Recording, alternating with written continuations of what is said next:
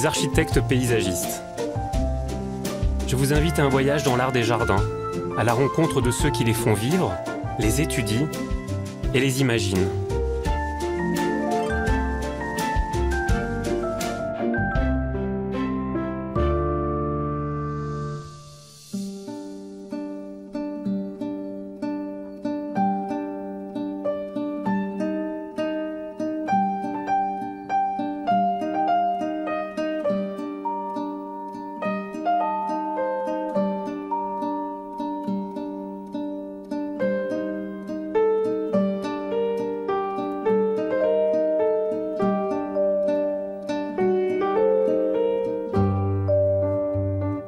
La Villa Gamberaia est un des jardins les plus raffinés et charmants de Florence.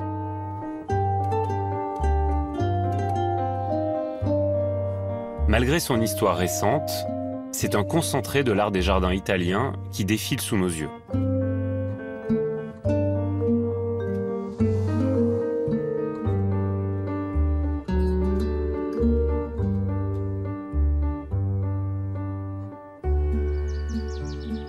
Au début du XVIIe siècle, la famille Lapi, riche marchand florentin, construit cette villa au milieu des champs d'oliviers.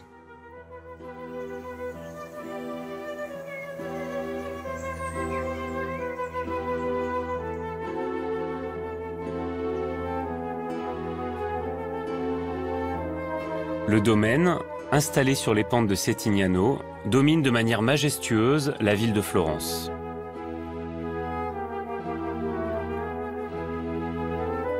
Alessandro Carlino est historien, auteur d'une thèse sur le jardin de la Gamberaia.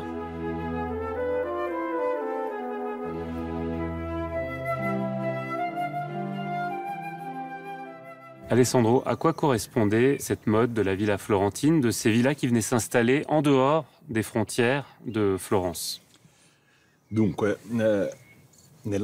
Aux alentours de la ville de Florence, surtout sur les collines de Settignano, naissent des villas comme la Villa Gamberaia.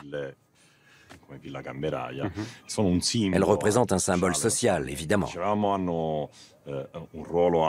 Elles ont également un rôle important en ce qui concerne la production agricole. Et en même temps, la possession, la construction d'une villa de ce type est un symbole d'affirmation sociale. Les villas, et la Villa Gamberaia en particulier, sont des villas qui dominent le paysage florentin. Elles se trouvent sur la colline. Elles dominent également le paysage agricole dans lequel elles s'inscrivent. Une partie est directement liée à la production agricole, avec des annexes, des caves pour la transformation de l'huile. Mais elles ont également une parcelle directement liée au jardin, qui est très appréciée. Dans le cas spécifique de la Villa Gamberaia, par exemple, là où nous sommes actuellement, elle domine complètement la ville de Florence. C'est la partie publique qui servait aussi à créer de la surprise et à illustrer des qualités telles que la puissance sociale et économique de la famille qui la possédait. Le visiteur arrivait, se retrouvait directement ici, avec toute la ville de Florence à ses pieds.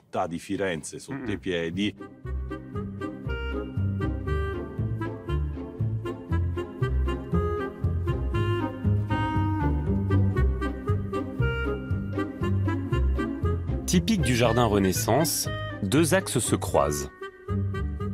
L'axe nord-sud est un long et vaste rectangle de pelouse, c'est le boulingrin. Il part du nymphée, la grotte dédiée aux nymphes, longe la villa et le parterre d'eau, puis s'étire vers la plaine.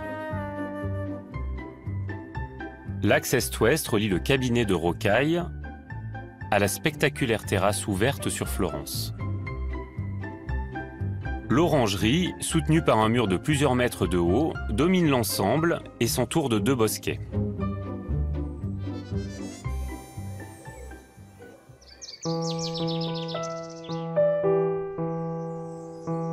Le jardin de la Gamberaia est un exemple d'équilibre et d'harmonie. Un symbole fort marque le style Renaissance, le nymphée. On le découvre à l'extrémité de la grande allée.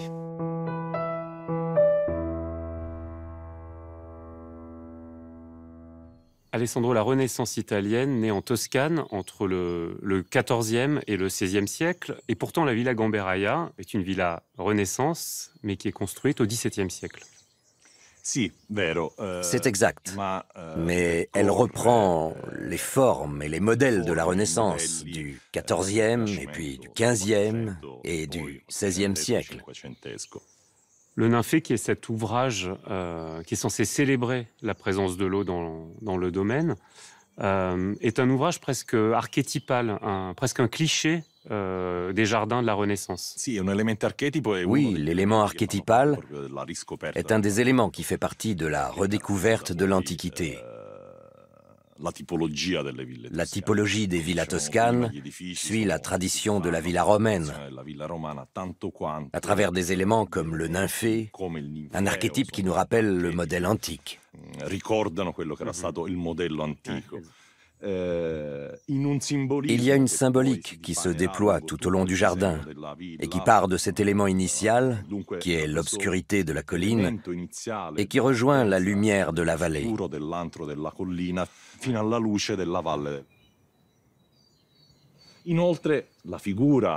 En plus, la forme est très particulière.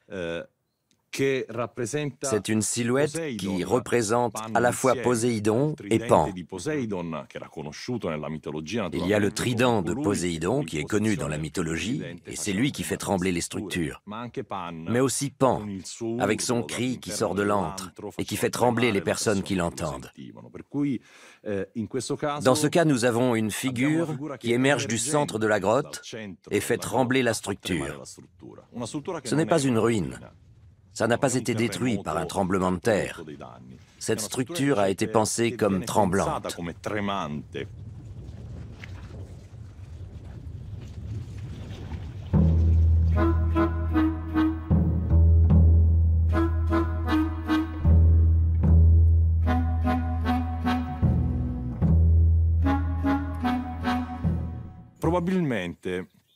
Il est probable que lorsque les lapis réalisent ce nymphée, c'est sûrement dans un but précis. Ils viennent en effet de la villa Montereggi, qui a été frappée par un tremblement de terre en 1610. On peut dire qu'ils ont créé cet hôtel pour rendre hommage aux dieux et demander leur protection. Alors tout ira bien.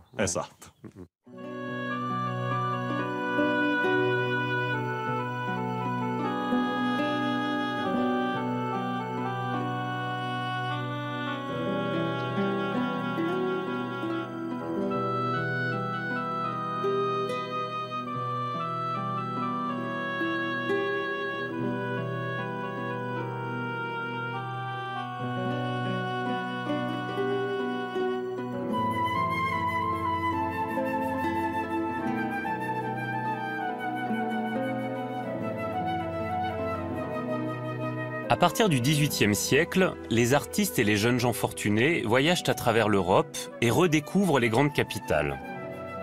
C'est ce que l'on appelle le Grand Tour. Mais à Florence, ils ne font pas que passer, ils s'installent. À cette époque, la population de la ville est composée d'un tiers d'étrangers.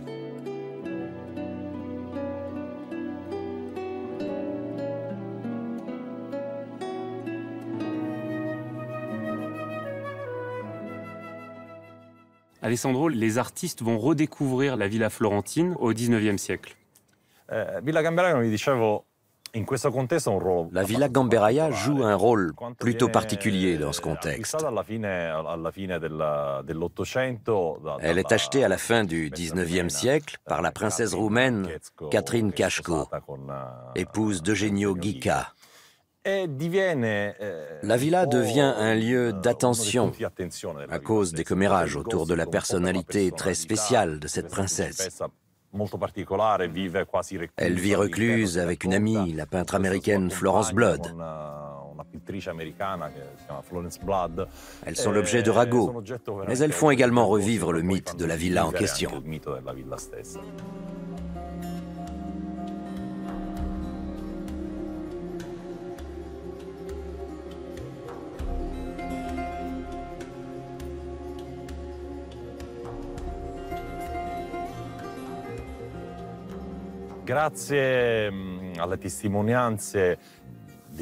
Grâce aux témoignages des voisins, de ces artistes, d'historiens d'art, de personnages connus, la villa devient le centre de la redécouverte du jardin italien à la fin du XIXe siècle.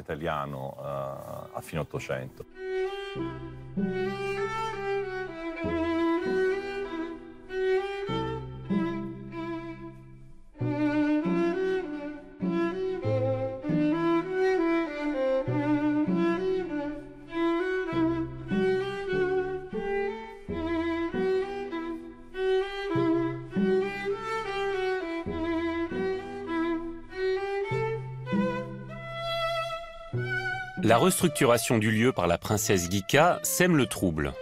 Le jardin garde son empreinte Renaissance alors qu'il subit une rénovation contemporaine. Maria Chiara Pozzana est architecte paysagiste en charge de la restauration du jardin. Et c'est une princesse roumaine qui va reprendre le dessin du parterre au XXe siècle et qui va offrir une nouvelle manière d'architecturer le jardin. En effet, Catherine Jeanne Ghika, princesse d'origine roumaine, qui par ailleurs avait un mari qui n'a jamais vécu ici, a étudié aux Beaux-Arts à Paris. C'était une sculptrice. Je pense qu'elle a découvert ce lieu à la fin du XIXe siècle, peut-être même par hasard. C'était un lieu abandonné, pas comme on peut le voir aujourd'hui, car au cours du XVIIIe siècle, le jardin a connu une phase de relatif abandon. Je m'imagine dans la tête d'une artiste qui découvre ce lieu d'une beauté indicible, incommensurable, unique. Elle a alors la volonté de l'enrichir avec quelque chose de contemporain, pour son époque naturellement, en inventant une création absolument artistique. Elle ajoute sa fibre artistique, une nouvelle étape. On peut voir le jardin comme un oignon. On dit qu'il ne s'épluche pas, c'est un terme que l'on utilise souvent dans nos travaux de restauration. Bref, elle ajoute à ces différentes strates sa propre couche, sa propre création artistique. Et elle fait cela en utilisant les connaissances de la fin du XIXe et du début du XXe siècle, à une époque où en Europe prédomine le jardin victorien, chargé de couleurs et de décorations.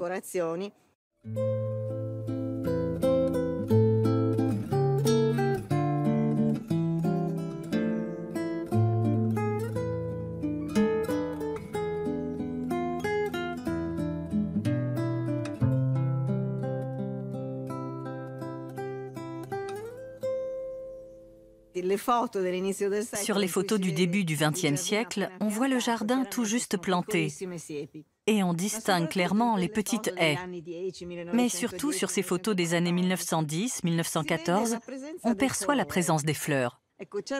Il y avait avant d'importantes bordures particulièrement fleuries, la couleur jouant alors un rôle dans ce jardin. Aujourd'hui, les choses ont un peu changé. Il reste encore quelques roses. La princesse Ghika ne s'intéresse pas tant à une école de pensée.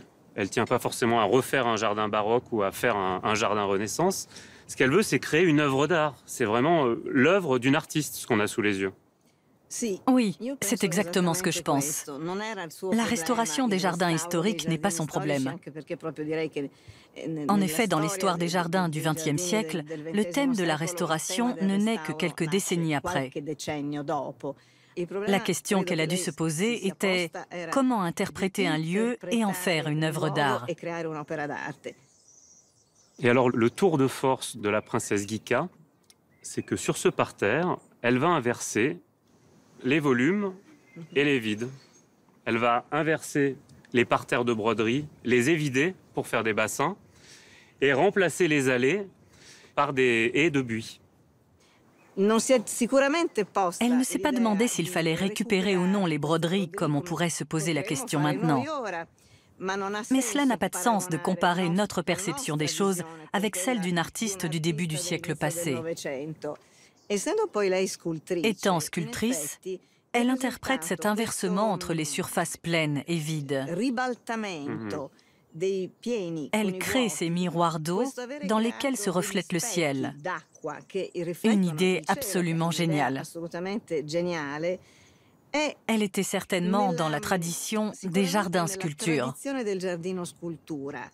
Je pense surtout qu'ici, c'est son jardin. Elle vit ici. C'est par ailleurs une femme très solitaire, avec de très grandes relations internationales en tant que princesse. Mais à la Gamberaia, elle ne mène pas une vie mondaine. Elle reçoit des visites de savants, d'architectes qui viennent de partout dans le monde pour voir le jardin. Ils pensent faire le dessin d'un jardin Renaissance, alors qu'en réalité, ils dessinent le jardin de la princesse Ghica. Et cela est vraiment amusant.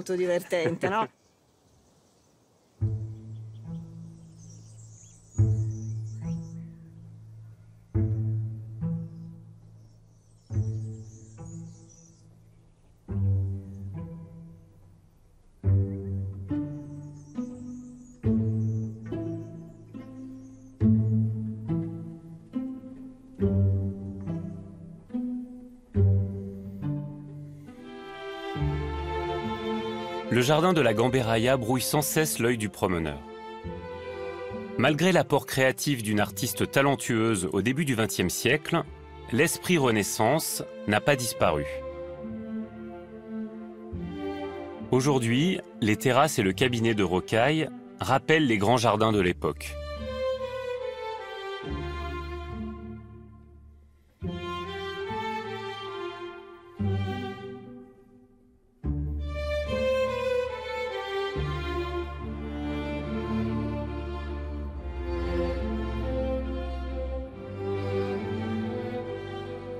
Les matériaux rappellent ceux utilisés dans les décors Renaissance.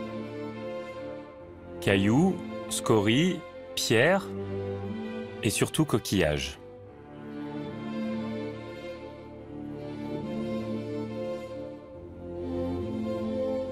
Tiziana Grifoni est ingénieure agronome et guide à la Gamberaia.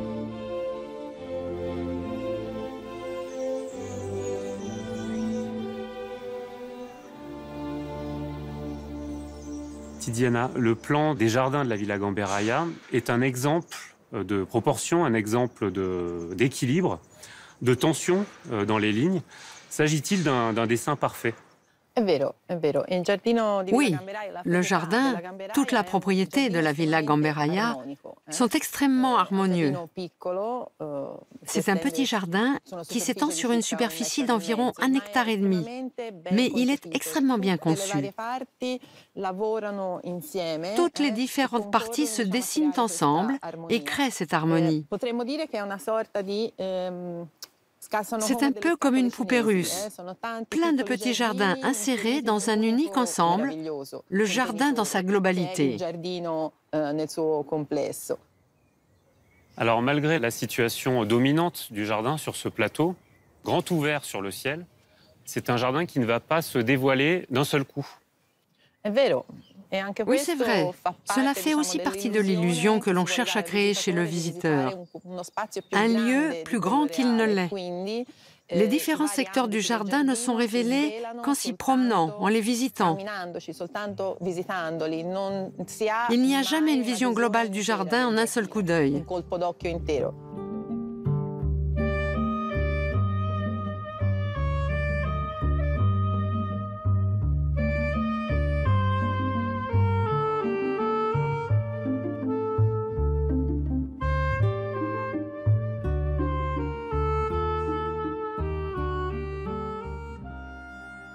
De quelle manière sont distribués les différents jardins, les différents espaces des jardins de la Villa Gamberaia? Le jardin de la Villa Gamberaia s'articule en plusieurs petits jardins. Chacun d'entre eux a été conçu pour un moment particulier de la journée, pour une saison particulière de l'année. Nous avons donc la partie sud, qui est très ensoleillée et chaude l'hiver, donc très agréable. Tandis que la partie nord est plus à l'ombre, plus fraîche. En effet, le jardin des agrumes est particulièrement agréable les soirs d'été, avec ce vent qui disperse les parfums. C'est très sensuel.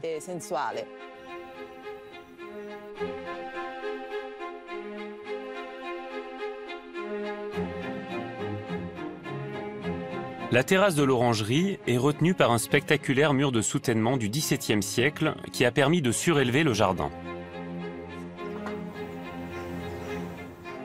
Il est fréquemment restauré afin d'éviter les problèmes d'infiltration.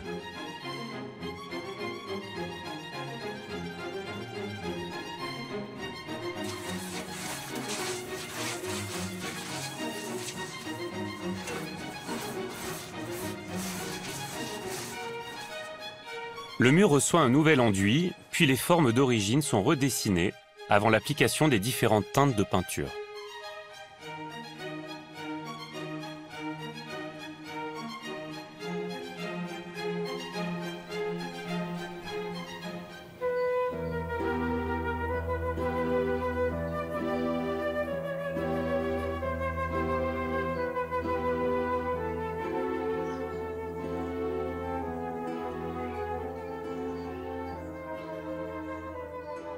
Diana, il faut comprendre que ces orangers, ces citronniers étaient de véritables trésors à cette époque. Les agrumes sont les plantes reines du jardin italien. C'est peut-être eux qui le représentent le mieux. Ils ont traversé toute l'histoire du jardin romain au jardin contemporain, sans jamais connaître un moment d'oubli.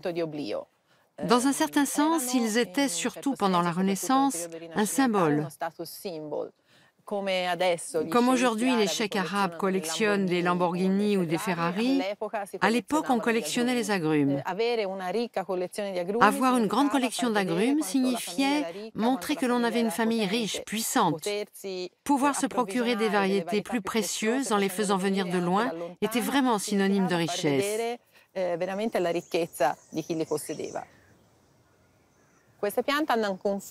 Ces plantes apportent également une forte valeur symbolique. C'est certainement une des raisons pour laquelle elle a eu autant de succès à toutes les époques.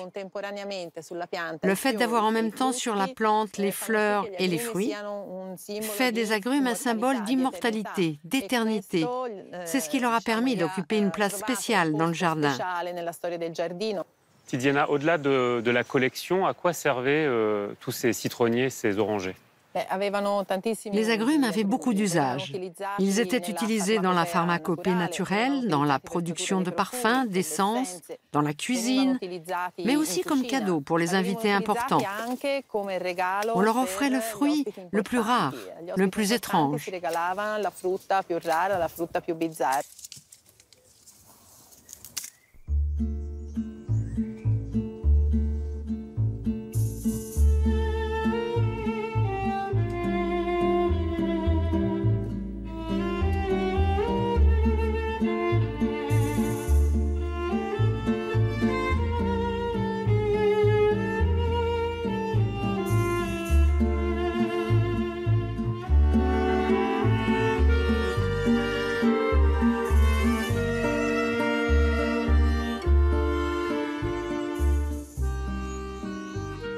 Maria Chiara, aujourd'hui, le jardin il a considérablement changé, le jardin de la princesse Ghika.